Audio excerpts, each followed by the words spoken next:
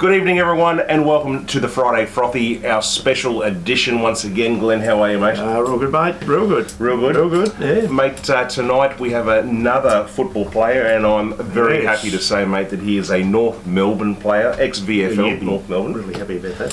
One of these days we might get a Hawthorn player on here, mate, but I just can't see that. We could. I might have to dig deep, actually, and see who we can get. Dig deep. Guys, sit back, grab yourself a froth, because this guy's played with some of the best, coached by Ron Barassi. Coached by the great Brass, is he? He was. There you go. Grab yourself a beer, sit back. This is the Friday Frothy special interview edition.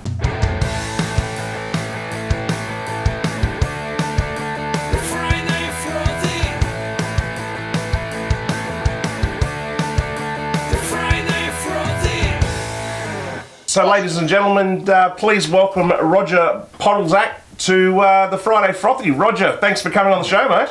It's my pleasure. Thanks for inviting me. No, it's okay. Great to have you, mate. Great to have you. So let's just get straight into it, mate. Jeff, obviously one-eyed North Melbourne, always has been, and has been. So you played for the great North Melbourne, mate, and what a sensational football side they've been. Actually, probably one of the fourth oldest side in VFL, AFL history. Oh. Well, certainly they are. They've got their 150th anniversary happening in a couple of weeks' time. Yeah, well, actually, Jeff was saying that. So, yeah, so you're going to that. I will be going, yeah. Yep. Yeah, fantastic. Yep. So Roger, do you go as a past player? Past player, yeah. Yep. Excellent. So it'd be a good night. And are you going with any of the ex-players or just some friends, or? What they're doing is they're putting the past players on the table that you played with. So basically, I'll have quite a few faces that I've played with, and I'll get to see again. Yeah. Do you just quickly though, Rog? Do you actually see any of the guys from back when you did play at all? It's hard for me because I've got two sons that play football as well. So yeah. While they play football, and plus I work a bit of long hours. Yes. I still get a lot of the emails from North Melbourne for the past players, and always be able to attend. Yeah, that's good. It's fantastic. You get, I mean, it's always nice to get asked. I know down here that a couple of the old clubs I played at, it's a great time because you do see guys that you haven't seen for donkey's years. And trouble is, mate, when we keep going to those old reunions or past things, we all get a little bit different, a little bit. We all put a bit more on, and we lose a little bit of this, mate. So, but it's good catching up, isn't it? Yeah, it's sensational. I've lost a bit of hair since I last played, so I know what you're talking about. You're looking pretty good, mate. You look pretty good for a young sproutly 61-year-old. Roger, how did you get involved with North Melbourne to start with, mate? How did this all come about? All right, well, I'm in Sunbury, and Sunbury's in North Melbourne back in the old days of zoning. I started in the under-16s and under-17s the following year, and then I was into the senior team 76 and 77 at Sunbury. And my past coach had an affiliation Footscray.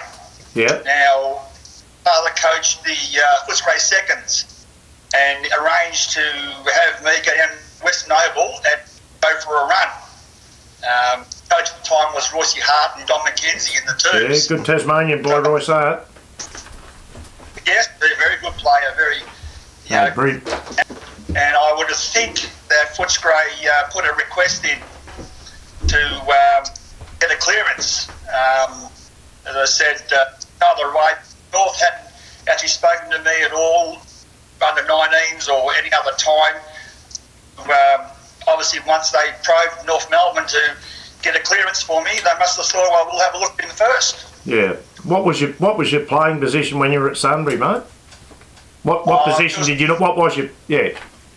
Well, I played half forward and wing. Yeah, half forward and wing. Yep. Yeah. My first year in the figures, I kicked 45 goals in 76. Yeah, well done. Kicked 63, so I was pretty handy around the goals. Yeah. But as I said, it was just one of those things that they might be down to summer training. 77, and those were the good years at North Melbourne. Yeah, they were. Yeah, no, they certainly were, mate. so you turn up at North Melbourne. They take you. Back in those days, obviously, as it was, it's not professional, obviously. So you're working, and how did you juggle?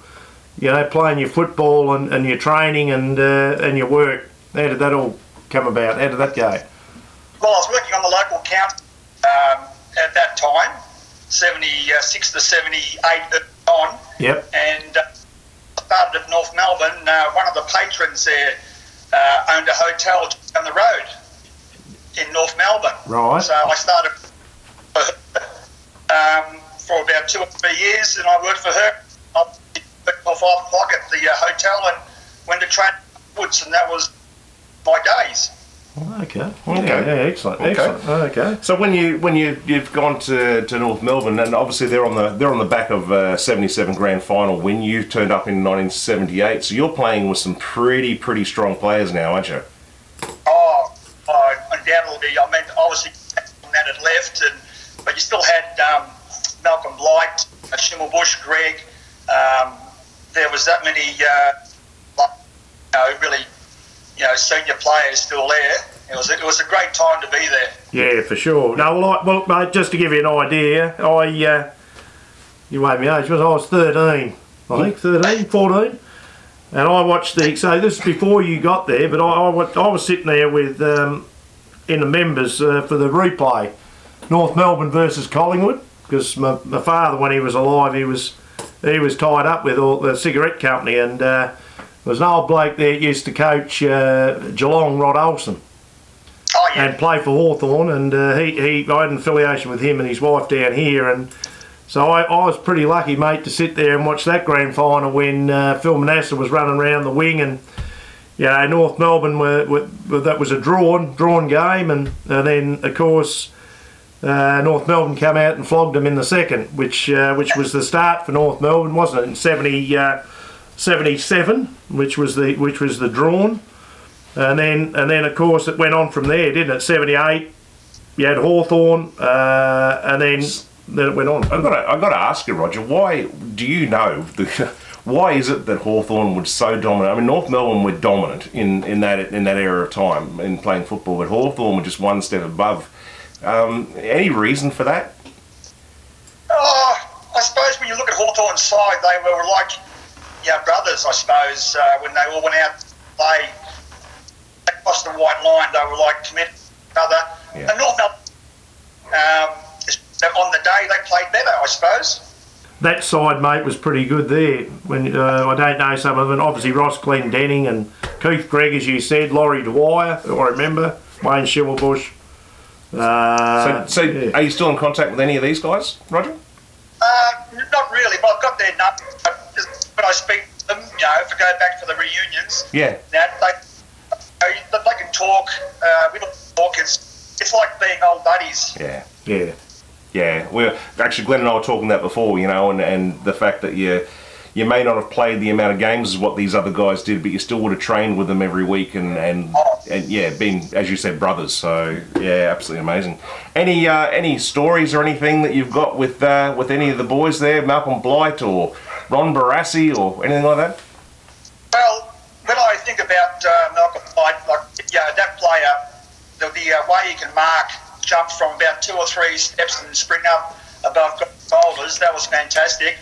Keithy Gregg's balance was so good. When he flew for a mark, he'd land on his 2 feet like a cat.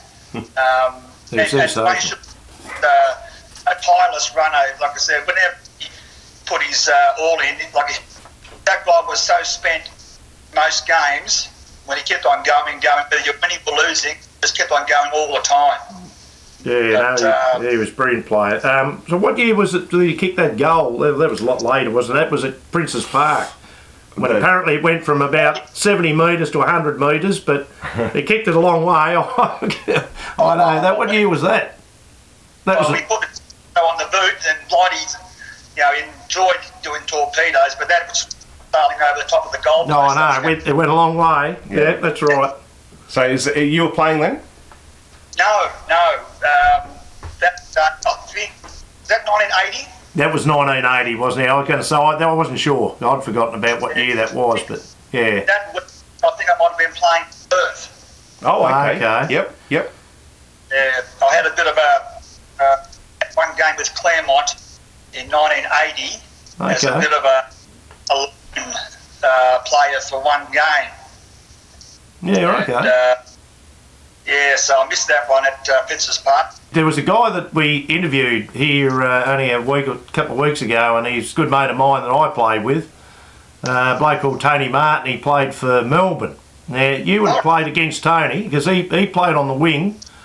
He a bit like yourself. He played only a couple of years. He left. I think he left in '82. He left Melbourne. Right. He went to Port Adelaide and played in their premiership there. But he was a player that I think he got banged up, a bit of a knee injury, and he just decided at that time and that he'd had enough. And he moved on, but so it doesn't matter to me. Any guy that's played AFL, VFL football, and that obviously you're playing at the top level, so it's a bloody great effort. Anyone who's played for North Melbourne, I'm very happy to talk to. Very happy, Roger. So, mate, now look, when we talked the other day on the phone, you were telling me a story about Collingwood. Oh, that was step 9. We were playing at Victoria Park, and my first time at Victoria Park, I think, and they're pretty vocal. And I'm on the interchange, and I think early in the quarter, about 5 minutes, Manel's got concussed, got crunched, so I come onto the ground, and we're kicking down towards the Dyke Fall bends, and I was playing on a guy called Terry White. Terry White. And just did what I normally do, and ended up kicking a few goals in that quarter, and that was it. Go to the huddle, and then going towards the social clubs then. And who's coming out of the huddle to pick me up was Manasseh. Oh, Phil Manasseh. There you go. So he was bigger than me. He was thick set, wasn't he? Oh, he was oiled up. He was everything. He was huge. But we ended up winning the game by about 10 goals that day. So we were pretty happy with ourselves. And as we're coming off the ground behind the club goals into the race, there's all these old ladies, I would say, over patting you on the head. Well, I had a full mane of hair back in those days, and a bit like Fabio, I suppose. And, and I thought, well, these aren't bad people, they're on the head, beating them by 10 goals, so that was great. They go in the room, go in for a shower, and I went to get me shampoo, and what's in my hair? Chewing gum. Good old Collingwood supporters. That chewing gum in their hand and patted me on the head, and that was it. So, yeah. And knowing them down there, mate, there would have been bloody cold showers too, wouldn't it? Oh, they weren't far from freezing there. Oh, really? Oh, no. I've never ever watched a game there, but I've been there. I went there with my older brother and a couple of guys, and we went through the whole, Victoria Park, and sat actually right up into the stands and up in the top part as well. And yeah, it would have been. I certainly watched enough games on TFL. Oh, sorry, on TV to appreciate how one-eyed they were, mate. They were one-eyed, so you've done well. So you've still got the same feelings for Collingwood these days as what you did back then? Well, now and again I have a soft spot for Buckley. I don't mind Buckley because he went to the same school as myself, Dunbury. So he's a past pupil of Rupertswood. So, but as I said, if they're playing an interstate team, I want them to win. But if they're playing North Melbourne, no. Did you ever play on Renee King? No. Actually, no. Renee King actually coached the Victorian Super Rules team up in Darwin, and I was playing up in Super Rules team, so I got to know him then. Yeah, okay. Because he was a big fella. Yeah. I was just going to ask you were coached by Ron Barassi, and look, Ron Barassi, I think there'd be a lot of people around who were a big fan of his as well. How was that? What was he like to be coached by? Was he as aggressive as what he comes across? Oh, he was great, Jeff. Like I said, he was probably the one person that gave me an opportunity. to play, I was, just feeling my way through.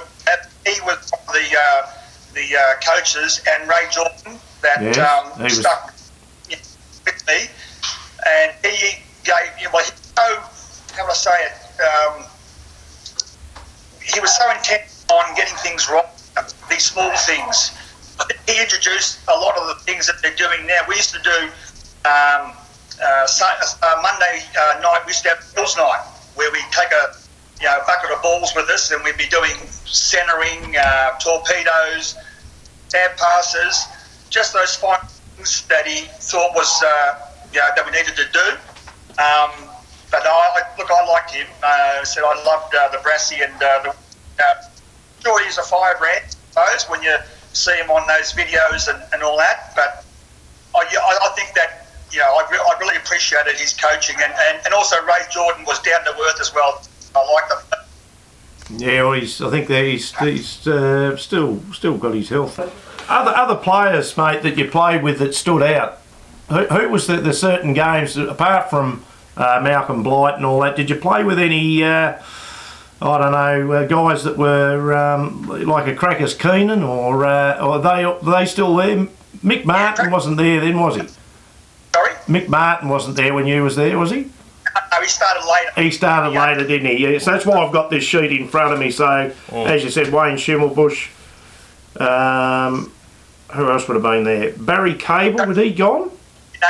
Gone after 77. Okay. After 77, yeah, okay. Well, who's some of the other guys that you I don't know, that you sort of knocked around with? There was one person that first spoke to me when I called Glenn Scanlon, and Glenn Who? Scanlon. Who? Glenn Scanlon. Glenn Scanlon. Glenn. Who? Glenn Scanlon. Roger. He was my next door neighbour. Oh, He was my next door neighbour. fair dinkum. Yeah. Only played a handful of games. He did, and then he went to Footscray after that. Yes. Okay, I there think you go. Or 81, I think he left then, but he was the first person who spoke to me in the rooms and broke the ice, and I still speak to him. Do you really? Yeah. Well, there you go. Wow. It'd have to be the same Glenn Scanlon, because there's only one of them played for North Melbourne. But yes, he was my next door neighbour, and part of the reason why I'm also a one-eyed North Melbourne supporter. So that is an amazing story. Yeah, no, and there's another guy, Glenn Payne.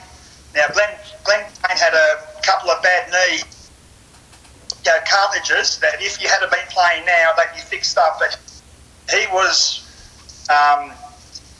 quite unassuming that he could play. Unfortunately, injuries cut him down. I think he would have played maybe 10, 12, 13 games as well, maybe the same. But fortunately, when he went, that was Glenn. And unfortunately, also, well, not Ron, but Brian Wilson playing the set at that stage. But Glenn Payne was a very good set in his own right. Okay, there you go. Can you believe that? Glenn Scanlon's my next door neighbour, and you're also good mates with Glenn Payne. Yeah, there you go. Glenn Payne. Anyway, that's fantastic. Absolutely fantastic. When you went to Western Australia, was that a family move, or was that just a one-off game where they snagged you? Or? I played that one game in 1980 with Claremont and North Melbourne, and in 81 my father passed away in May. Okay. Yep. And there were people from West Australia that if I wanted to come over and play, that they would look favourably on the North Melbourne getting the Crackers in that sort of regards. But that side at Claremont 81 was, I reckon, one of the best local sides that I've seen in Australia. Oh, they had some strong players. That's right. I mean, absolutely sensational. You've got Graham Moss. Yep. The Crackers were there. What was there? There was Ross Titchburn that played at Carlton. Ross, yes. Steve Malaxos. Yeah. Alan. I reckon out of that, there's only about players that didn't play VFL, AFL football. Yeah, right. Yeah, okay. There you go. Yeah, unreal, wasn't it? Now, Roger, you're obviously still following the game now. Yes. What are your what are your thoughts on the current game and the rule structures? Well, I reckon coaches played like we played, with the structure of getting the ball forward and getting your players to contest the ball, but on your, as you always said, kick the ball to the side favouring your teammate. I don't like today's football because they tend to fuck around too much, tend to go sideways. I mean, you get into the forward line and you've got the best footballers that you believe in Australia club. Yep. So therefore, back those contest, crumb the ball and get a goal. When you wait too long, they get all their defenders back and it's hard to score. But if you get it up there quickly and you'll open up the game, and I think that's the secret. The coaches have probably gone the negative side of things long, and I think they have to start. If one coach is brave and played the attacking style of football that we played back in our time, they'll end up kicking a lot more goals, and it'll be a lot better for. And you reckon? Scoring. Well, when they did this 6-6-6 rule, I mean, we've spoken about it on the show, and I originally thought they were going to try and keep players more into position if you're a half-forward flanker or wingman, and I mean, but that hasn't happened at all. I mean, I went up and watched Fremantle versus Hawthorn on the weekend, just gone, up in Launceston, and we went up and exactly like you said, mate, as soon as they start mucking around with the ball, they turn it over. Yep. As soon as they go straight and direct, and you've got someone about 200 centimetres up there and you can put it in front of him, I mean, you can't hit it, you can't touch anyone these days like you used to be able to. I mean, there was no hitting behind the play or no shirt fronts or anything like that. So, but you're quite right. As soon as that directness goes into the game, and that, I think, even like with the emergence of Carlton and that now, as soon as they stop mucking around with it, they're kicking goals, they start scoring. And so, so do you reckon that might happen? You reckon the game might turn back around? I'd like to see a coach do it. I mean, it is a simple game. It is. And just down there, and the ball's better in your 50 than in your back half. Absolutely. And down there, have the guys fight hard for it and keep it, and you'll score more. But if you tend to go sideways like balls and play, it's going to get crowded. It's so frustrating to watch it on TV. I said, I was one of those guys that loved off the centre half forward, either off a handball or a or whatever, running through, scoring goals. But nowadays, they just try and do too many, little get there quickly. You've got teammates that are good players. Use them. Yeah, exactly. One thing too, Roger, another thing is, mate, they don't know how to kick a ball anymore. No. There's a big argument over this, that Chris Scott reckons they're better skilled. Well, I'd argue with that. I don't care how much he knows. I still argue. I've seen Peter Hudson and that play down here. I've seen some great footballers and that. And what they could do with the ball, left or right, and all the rest of it, directly in front. They didn't have to kick round corners. Yes, on the boundary line, they could kick bananas and they could hook it or kick flat punts, as it was back in those days too sometimes. But these guys now, they're missing goals from 10 metres out. And they, I know they mention about, they're fatigued. But they're not fatigued 5 minutes into the first quarter. No. So, and they're missing goals, and they've got a roof over their head that Eddie had. A little bit different to what you're Marvel. And you were playing in the slosh down at Arden Street, ducking elephants and things like that on the boundary line. I mean, there you go. I can't believe they're so tired after kicking a goal. I mean, that's when you want to get another goal. You want to get a third goal. And then they run off. Just so in that year, in 81, when you finished there, the Brownlow medalist was Bernie Quinlan. North finished 8th in 81. It was the first, I think Essendon won the first night series. That was in 81 when you would have finished, is it? I finished playing, you mean? Yeah. But I'm just saying in that year, there was that must have been the introduction of the night series football. No, they were playing prior to that, because 80 was when North Melbourne beat Collingwood after the siren with Kerry Good. Okay, well, I'd mentioned, okay. When was that? That was 78? It was 80. That was 80. Sorry. 80. Daryl Sutton, was he there when you were there? Daryl Sutton was, yes. Yeah, he coached one of my coaches down here. Kerry Good, Brent Crosswell, they're a few of the Tasmanian boys. Was there any other Tasmanian guys that you come across there? No, Crosswell, Kerry Good, they're probably the main ones. The main ones, yeah. Steve McCann was there as well too, so he was from Western. He was a Western Australian, yeah, and as you said, you had, what about the Galloping, well, another Brisbane guy, but the Mickey Nolan, was he down there? The Galloping Gasometer? Yeah, lovely person. Was he a bit of a character, or was he a very quiet man, or? No, well, in his own way, we had a testimonial for him up at the club rooms there, Fogarty Street, one night. Yeah. And some of the jokes that were being thrown around, it was a fantastic night. He's a great bloke.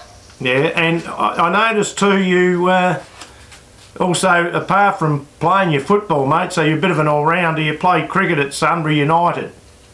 I have, yes. Yeah. You had a few nicknames, mate. I don't know where he gets it from, Roger. He just gets it. Poddles? Throw a couple of my way and I'll give you a yay or a nay. Okay. This is your nickname. Went back in playing for Sunbury. I don't know if this was according to you, though. I think you might have done it. Buckets? Buckets, yep. Poddles? Podolczak, yep. I don't like this one, mate. You might have... It said motor mouth. Well, I'll say yes. And then it had sexy. If I put question mark, that's what it said, sexy. So which one did you go by? All of them. All of the above? Buckets. Buckets. And you played in that... Hang on. What was buckets for? Well, there was two things. I was a wicketkeeper as well, so probably buckets with the hands. Yeah, with the hands, yep. The other one was probably bucket mouth. Okay. I noticed there was a guy there too in that side. I don't know, because you mentioned two of your favourite players of all time, I think, was Malcolm Blight, you said. The other was Gary Wilson. That was Gary Wilson from Fitzroy, wasn't it? No? No, Brian Wilson. Oh, Brian Wilson, the Melbourne. Started at Footscray, went to North Melbourne, then he went to Melbourne after that. That's right. I know who Brian Wilson is. Yep, that's fine. Yeah, he was a really good footballer. I know him from the Beach Boys, but anyway, that's a different story. No, I'm not talking about Gary Wilson, but he was a champion player too. But Brian Wilson was a great player. Yeah, very good player.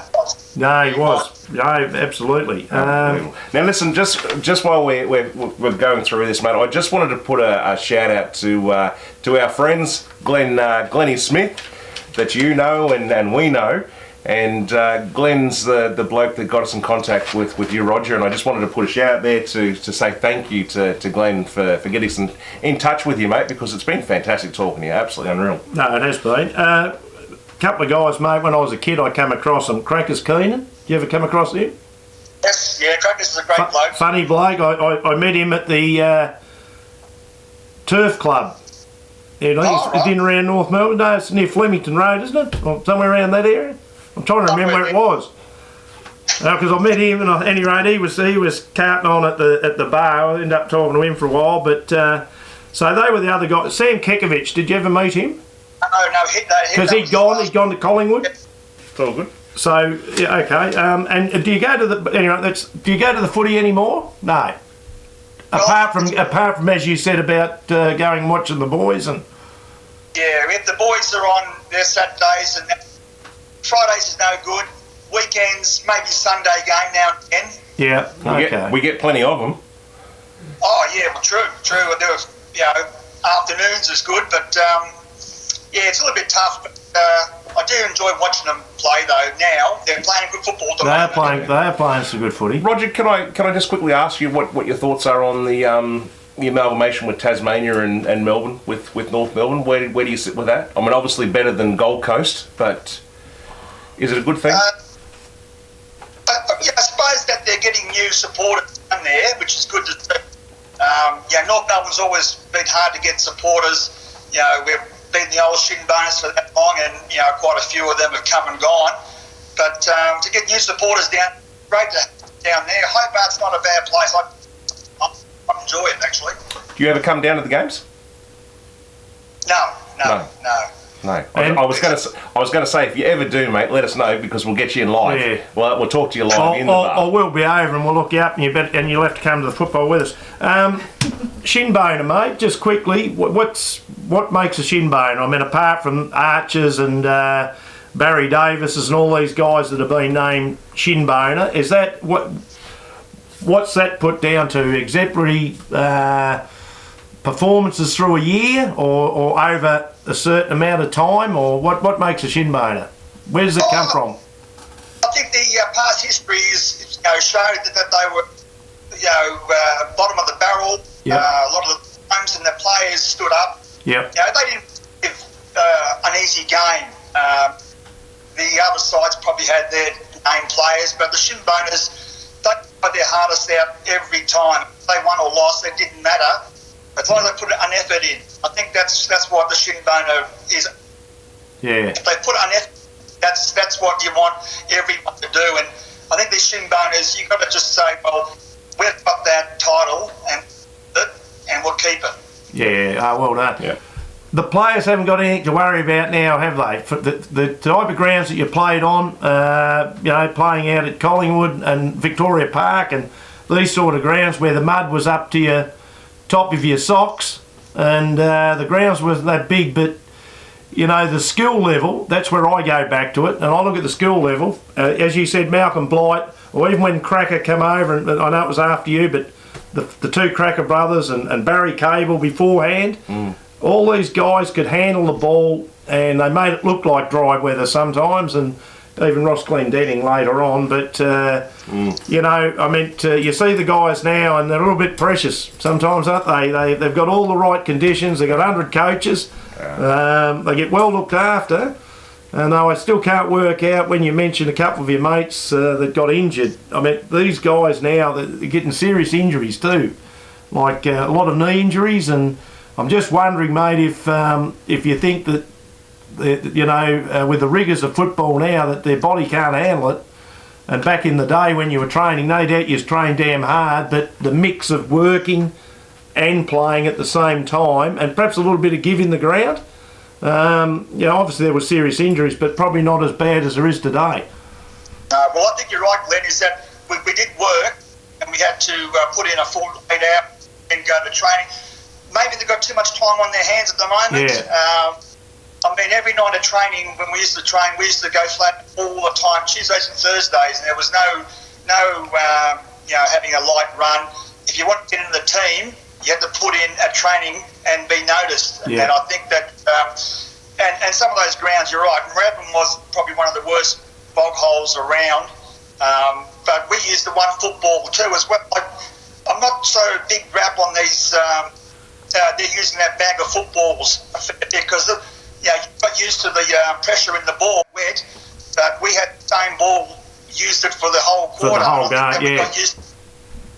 But the pressure, it's supposed to be the same, but I don't know. I think that maybe they get a new ball and it's different off the boot to the last one and so on. That may be a factor in it as well. Well, they may be a little bit slippery, mate, because every time they come in, they're kicking around the corners all the time. I don't get that. Not from 5-10 metres out. I don't get that at all, but there must be something. You're probably right, Roger. There must be something in it. I don't know, but yeah, there we go. I still can't believe that Glenn Scanlon, mate. That absolutely threw me. I walked into rooms and I just sort of looked around, and you know how it is. You walk into the first thing, you sort of think, well, what am I going to do? Well, who am I going to speak to? And he came up and spoke to me straight away, and so easy going, and so good to talk to, and put me under his wing. Yep. And from it was just one player, then another player, then as I said, even the Blights, well, they were easy to talk to as well. Actually, the entire experience in North Melbourne was like being back at Sunbury when I had, I was the young kid with the older bloke. Blight, fantastic.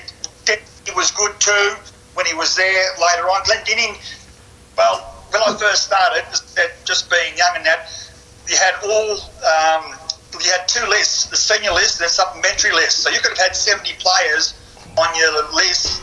Now, only 41, 42, but you could, I think we had about 70 players on our list in that particular date. But the only 3 players on the senior list that were new was Glenn Dinning, myself, and Ray Huppets. Yeah, Ray Huppets, Footscray too. He went there, didn't he, after North Melbourne? Yeah, Huppets, I remember him. So basically, there were so many players to choose from, but I played the one game in the 78, but every other game I played in the seconds. But there was one player that could not game at North Melbourne, even in the second that particular year, went to his local club. But the following year, come back and played for another VFL club and played about 80, 90 games and was a star. He come from Yarrawonga. Yeah, nice, good goal. Well, he could have been, but Glenn Parrish. Oh, yeah. Liz Parrish with the tattoos. Parrot. Yes. He played for Fitzroy. He did. Yeah, he played for Fitzroy. Well, strong looking bloke. Really strong, well built. Yeah, couldn't get a game even in the 2s in 78. Really? Yeah. With his pace and all that. So he got, I suppose he got frustrated, went back to Yarrawonga, player there, and come back the following year, and he was a very cluey player. Like, he could get the ball, he could kick the ball well, and that, unfortunately, he's passed away for quite a few years now. Oh, did he really? Oh, yeah, okay, I didn't know that. Yeah.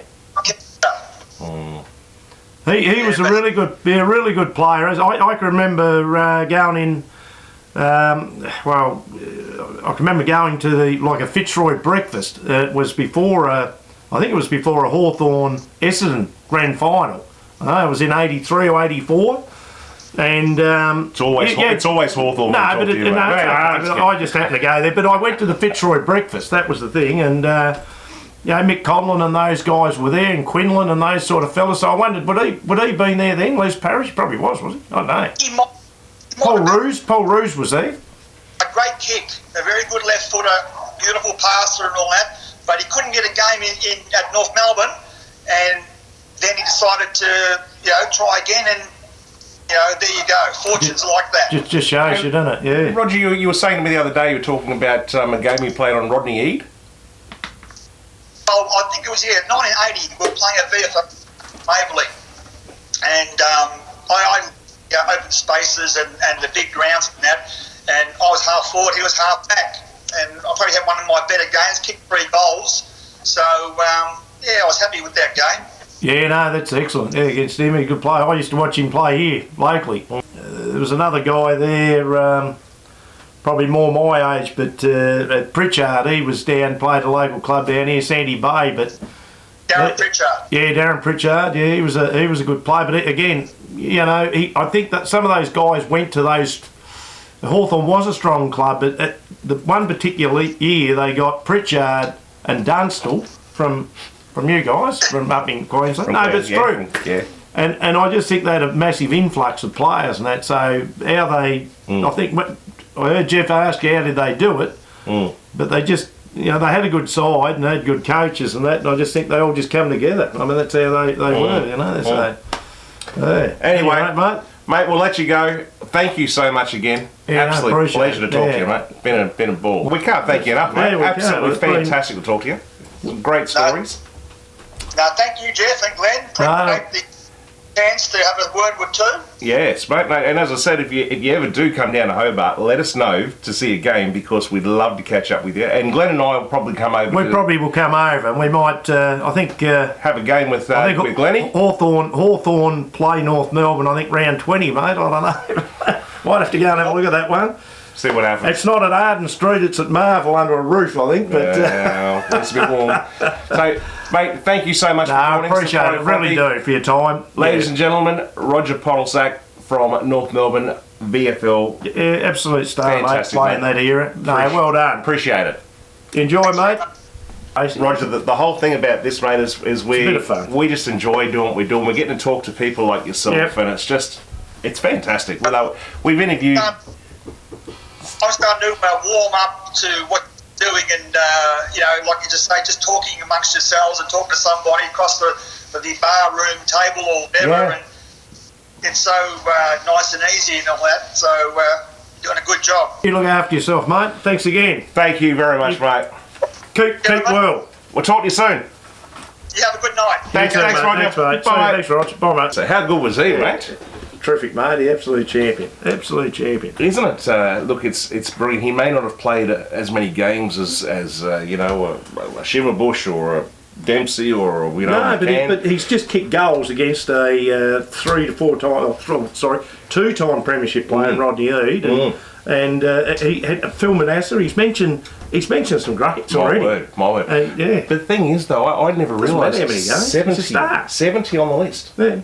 No wonder it's so hard. But the guys that he mentioned, like Les Parrish and that, I mean, I'm watching those guys, and they all could play. Ray Hubbards, he mentioned his name. These are guys that I watched and played, and you forget, because you've got to remember that how many people are in Melbourne, and they've only got so much you can have on a list, and back in those days, to get on it, to actually play one game, even to play reserves is a great effort, really. I mean, it's not a blight, because back in those days too, with the VFA, as it was, you had your VFL and it was VFA, was the your local, you know, like your Port Melbournes and all that, and they were as strong as, like some of those players, you know, Pran and all those areas, and that's where Kevin Sheedy came from, Pran and these sort of sides. So brilliant, huh? So there you go, guys. I hope you've enjoyed the interview tonight with Roger. Absolute champion. Podolczak. Just absolutely fantastic to talk to, and look, if you like what we're doing, please subscribe, hit that subscribe button, ring that bell, and share it with your mates. Even if you're not a North Melbourne supporter, it's very interesting to hear from some of these ex-footballers of you know, who they played with and who they played on. Just to hear their life story. I mean, it's brilliant. So unbelievable. Well, mate. Thank you so much. Thanks, guys. Thanks for watching. We'll see you next Friday. Cheers.